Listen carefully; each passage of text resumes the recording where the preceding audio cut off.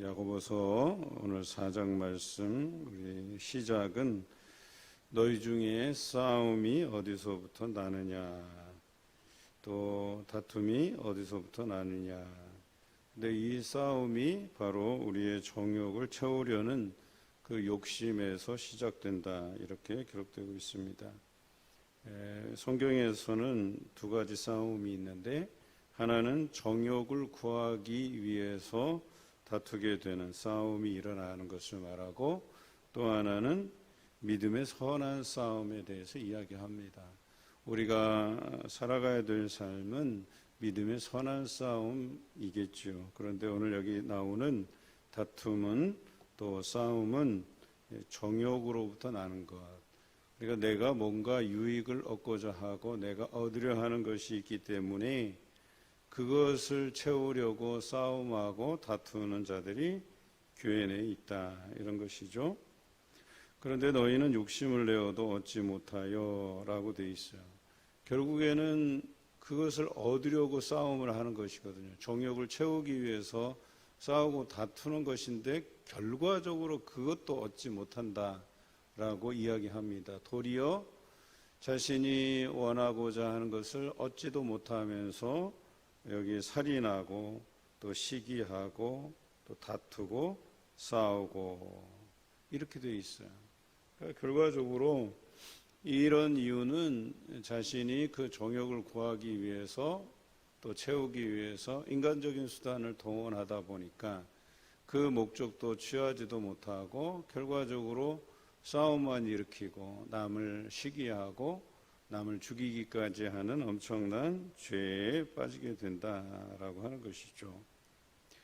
그런데 구하는 것 자체가 잘못되었기 때문에 싸우게 된다라고 하는 것입니다. 전에 제가 기도받은 사연에 대해서 말씀을 드렸잖아요. 그러니까 사람들에게 근사해 보이려고, 전도사긴 전도사인데 방언을 못하니까 뭔가 사람들에게 나는 방언도 하고 또 그럴듯한 은사를 지닌 능력 있는 교육자를 뽐내기 위해서 하나님 저에게 방언을 주십시오 한 것인데, 응답이 바로바로 오죠. 그거는 너희가 정욕을 위해서 구하는 거기 때문에 주지 않는 것이죠. 그런데 그것을 회개하고 이것이 내 정욕을 위해서가 아니라 하나님의 귀한 사역을 위해서 유용하게 쓰일 은사를 구하니까 또 일주일이 지나지 않아서 하나님께서 주시잖아요.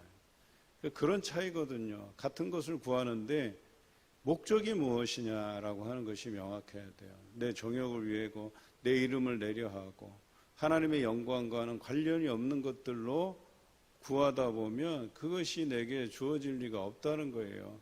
마치 자녀가 어때요?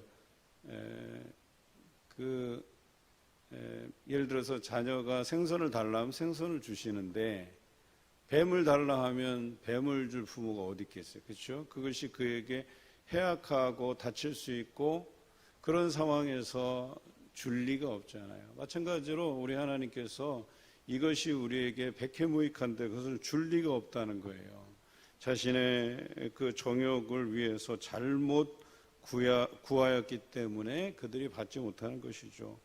그런데 결과적으로 받지 못하는 그것을 가지고 받으려고 인간적인 방법과 그런 것들을 수단을 동원하다 보니까 다툼이 일어나고 싸움이 일어난다라고 하는 것입니다.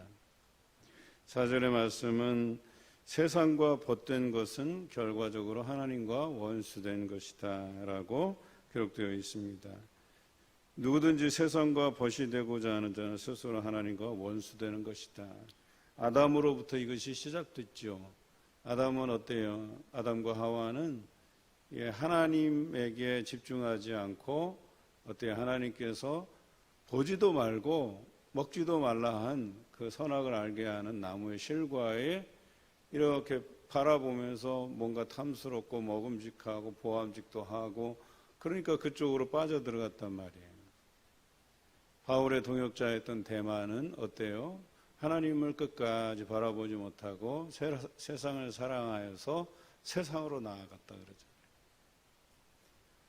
이 구약 성경에서부터 신약에 이르기까지 하나님을 벗어난 인물들을 보면 하나님께 집중하지 못하고 세상 것을 탐하다가 결과적으로 그쪽으로 죄악으로 빠져들어가고 또 하나님에게서 멀어지는, 즉 하나님과 원수되는 사이가 된다라고 하는 것입니다.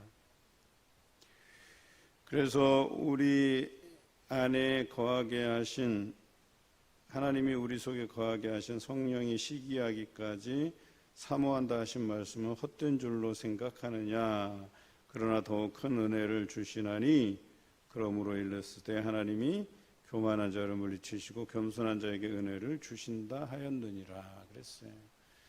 여러분, 세상을 바라보고 세상을 향해 나아가는 자들에게 은혜 주시는 것이 아니라 하나님을 바라보고 하나님께 나오는 자에게 하나님께서 은혜 주신다, 이렇게 기록되어 있죠. 우리가 복종할 분은 하나님이시지 마귀에게 복종해야 될 사안은 아니죠. 그런데 정욕을 위해서 무언가를 구하거나 또 정욕을 위해서 그것을 취하기 위해서 인간적인 방법을 동원하면 결과적으로 마귀에게 넘어가게 되는 것이죠. 오늘 이 시대에 우리는 하나님께 복종하고 마귀를 대적하는 그런 삶을 살아야 된다고 7절에 기록되어 있습니다. 사실 이 7절 말씀이 제가 2010년도에 제게 주신 말씀이에요. 하나님께서. 그래서 제가 적어놨어요. 왜 이런 말씀을 주셨을까? 목회자로 살아가다 보면 마귀의 유혹에 홀릴 때가 있어요. 그러니까 하나님 바라보고 하나님 집중하면서 가야 되는데, 목회자가 인간적인 방법을 동원하고 내 이름을 내려하고 하나님의 영광을 드러내려 하지 않고 오히려 다른 것을 취하려 하고 욕심내면 결과적으로 시험에 넘어가게 돼요. 아무것도 얻지 못해요.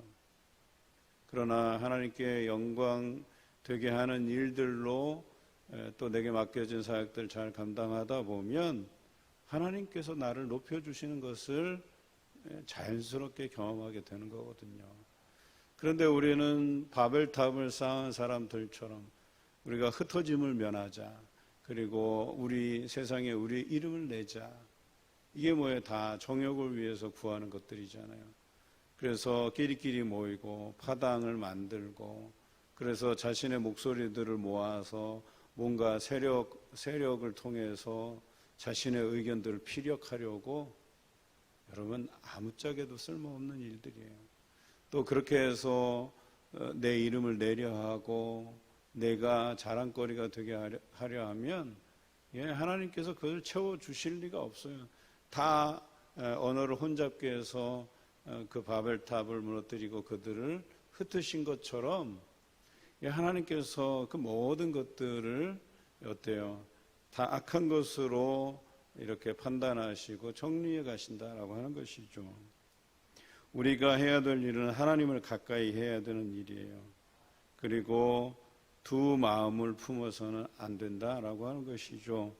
그것을 성경에서는 거룩 혹은 성결이라고 하는 거예요. 여러분, 그 아내나 남편도 한 남편을 사랑하고 한 아내를 사랑하는 것, 이것이 성결한 삶이라고 이야기하는 것이거든요. 그것을 거룩한 삶이라고 이야기하는 것이거든요. 마찬가지로 우리도 하나님만 섬겨야지. 또 다른 성경에 보면 하나님과 재물을 겸하여 섬길 수 없다고 했어요. 그러니까 우리의 정욕을 채우기 위해서 또 하나님을 도구화하고 수단화시켜서도 안 되는 일이에요. 오로지 하나님께서 원하시는 삶을 내가 살아가야 되는 것이지, 내 삶의 목적을 이루기 위해서, 성취하기 위해서 하나님을 수단으로, 방법으로 강구해서는 안 된다는 거예요. 그런데 우리의 기도의 전형적인 패턴은 뭐예요? 방법은 뭐예요? 내가 이러이러한 걸 목표로 하는데 하나님 이거 채워주십시오. 이런 기도 많이 하잖아요. 사실은 잘못된 기도거든요. 내가 내 인생 살아가는 게 아니라 하나님께서 맡겨주신 인생, 또 대속해 주신 인생, 그래서 하나님의 뜻에 맞게 살아가는 것이거든요. 이게 하나님이 원하시는 길인지 그것을 물어봐야 되는데, 이것은 내가 판단하는 삶이 맞다고 딱 기준을 정해놓고, 그러니까 하나님 내 부탁 다 들어줘야 된다고, 내 가는 길 다 열어달라고, 이건 아니잖아요. 여러분, 하나님께서 원하시고 뜻하신 길은 열려져 있는 길이에요. 그냥 우리가 그 열려진 길을 향해서 걸어가면 되는 것이지, 하나님께서 원하시지도 않고 뜻하시지도 않는, 열려지지도 않는 그 길을 아무리 가려 해보세요, 그 정욕을 아무리 채우려 해보세요, 그것을 하나님께서 주실 리가 없다는 거예요. 그 문을 열어주실 리가 없다는 거예요. 그런데도 그냥 맨 땅에다 헤딩하듯이 거기를 한번 열어보려고 그 수많은 시간들을, 그 허송세월을 거기서 보내고 있는 거예요. 여러분, 사람들이 도박을 하다가 거기에 빠지는 이유가 있어요. 처음에는 재미로 하다가 그러다 금전적인 손해를 봐요. 그런데 만회할 길이 없어. 차라리 성실하게 그 길에서 벗어나서 내가 하나님께서 내게 주신 삶, 그 뜻대로 성실히 살아가면서 빚을 갚으면 되는데, 이게 잘 안 되는 거예요. 그러니까 이 정욕을 채우기 위해서, 그래서 이 사람들이 큰 돈을 투자해요. 그런데 빚을 갚기 위해서 투자하는 게 아니라, 빚도 갚고 그 이상 뭔가 대박을 터뜨려서 자기가 뭔가 좀 처음 생각했던 대로 호화로운 삶, 좀 윤택한 삶, 그런 삶을 누리려고 하다가 빚더미에 오르게 되는 거예요. 여러분, 허탄한 것에 마음 두지 말고 오직 하나님께 성결하고 거룩한 삶을 살아야 된다라고 야고보서는 이야기합니다. 또 9절에 슬퍼하며 애통하며 울지어다 너희 웃음을 애통으로 너희 즐거움을 근심으로 바꿀지어다 주 앞에서 낮추라 그리하면 주 안에 주께서 너희를 높이시리라. 여기 나와 있잖아요. 하나님의 뜻대로 살다 보면 내가 낮아지더라도 하나님께서 나를 높이신다고 분명히 기록하고 있잖아요. 그런데 굳이 내 이름을 내려하고 이 세상의 정욕대로 살아가려고 노력할 필요가 없어요. 오히려 우리가 이런 때에 나를 낮추고 애통하며 울며 슬퍼하며 하나님께 기도하며 나아가는 것이 맞지요. 오늘 11절부터는 서로 비방하지 말라고 기록되어 있습니다. 우리가 입법자나 재판관이 아닙니다. 오직 하나님께서 우리를 판단하실 분이죠. 우리가 누군가를 판단하는 것이 아니에요. 우리는 그저 그 주신 계명대로 말씀대로 행하는 자이지, 그것을 우리가 잣대로 해서 누군가를 판단하고 정죄해서는 안 된다라는 것을 이야기하죠. 마태복음에도 나오고 산상수훈에 그렇게 강조하잖아요. 그래서 내 눈에 있는 들보도 못 보면서 남의 눈에 티는 보려 하는 참 이상한 심보를 우리 사람들이 가졌어요. 그러니까 사단이 주는 생각이에요. 야, 너 똑똑하잖아. 야, 네가 판단해봐. 이게 옳은 길이잖아. 저 사람 잘못 가고 있어. 자꾸 이렇게 만들어요. 내가 똑똑한 채, 난 채, 많이 아는 채, 내가 신앙이 좋은 채, 다 채하는 거예요. 우리 안에 허영심이 가득해갖고 그게 바로 세상에 우리 이름을 내자, 흩어짐을 면하자 했던 바벨탑을 쌓은 동기라니까요. 그 허영심이 가득하니까 누군가를 자꾸 판단하려고 하고 그걸 가지고 잣대를 들이밀어서 네가 옳으니 그러니 이러고 앉아있는 거예요. 판단하시는 분은 오직 하나님 한 분뿐이시다라고 하는 거예요. 그래서 너는 누구이기에 이웃을 판단하느냐, 네가 재판관이 되려고 하느냐라고 물으시는 거예요. 오늘 13절부터는 허탄한 생각을 경고하고 있는데, 오늘 장사하여 이익을 보는 자들에게 이야기하고 있는 것이죠. 5장에 가면 5장의 1절에 들으라 부한자들아 라고 시작하고 있어요. 그러니까 이 유대인들 대상으로 장사치들이 있는데, 이 장사치들은 당시 예루살렘에 흉년이 들어서 많은 어려움이 있었는데도 불구하고 그들의 어려움을 모른 채하고 자신의 이익만 채우려고 자기 배만 불리려고 하는 그런 장사치들에 대해서 이야기하는 것입니다. 그래서 너희 인생, 너희가 장사 잘해서 이익을 남기고 그래서 그렇게 사는 것 행복해 보이냐라고 묻는 거예요. 그러나 너희 인생도 잠깐 보였다가 사라지는 안개다, 이렇게 이야기하고 있어요. 한 치 앞도 모르는 인생이다. 지금은 네가 그것으로 인해서 예루살렘 거민들이 아파하고 힘들어하는데 그 사람 등쳐먹고 그 사람에게서 뭔가 이윤이라도 더 남겨서 그래서 내가 뽑아먹을 대로 다 뽑아먹고 이제 뽑아먹을 게 없으면 다른 지역으로 가서 장사하면 되지라고 생각하는 이들에게 너희도 안개와 같은 인생이다 이거예요. 너희도 어떻게 될지 모르는 인생이다. 그렇게 잘 사는 것 같고 내 판단이 옳은 것 같고 그러다가 그 판단에 미스가 생기고 하루아침에 망할 수도 있고 건강을 잃을 수도 있고. 그래서 여기서 뜻하는 게 뭐예요? 선을 행할 줄 알고도 행하지 아니하면 죄라고 마지막에 설명하고 있잖아요. 예루살렘 거민들이 그 어려움을 당하고 있는데 그들에게서 물건들을 팔아 해치우고 나만 이익을 얻는, 그게 지금 이들이 행할 일이 아니고 그들의 어려움을 보고 그들을 돕고 함께 나누어야 하는 그런 책임이 있음에도 불구하고 그게 선인 것을 알면서도 행하지 아니하면 그것이 죄라고 이야기하는 것이에요. 그런데 이 사람들은 내가 장사 잘해서 돈 많이 벌었다, 이걸 가지고 자랑 삼아 이야기하는 것, 하나님 앞에 옳은 것이 아니라는 거예요. 특히나 코로나 가운데에서 우리 크리스찬들이 좋은 생각들을 많이 했어요. 어떤 건물주들은 그 임대료를 낮추고 혹은 받지 않고 그런 운동들을 크리스찬들이 펼쳤어요. 그러니까 코로나 상황에 자영업자들이 매우 힘들었잖아요. 그런 사정을 알고 돕고 또 위로하고, 여러분 그것이 선한 행위 아니겠어요? 그런데 알고도 행하지 않는 것 죄지요.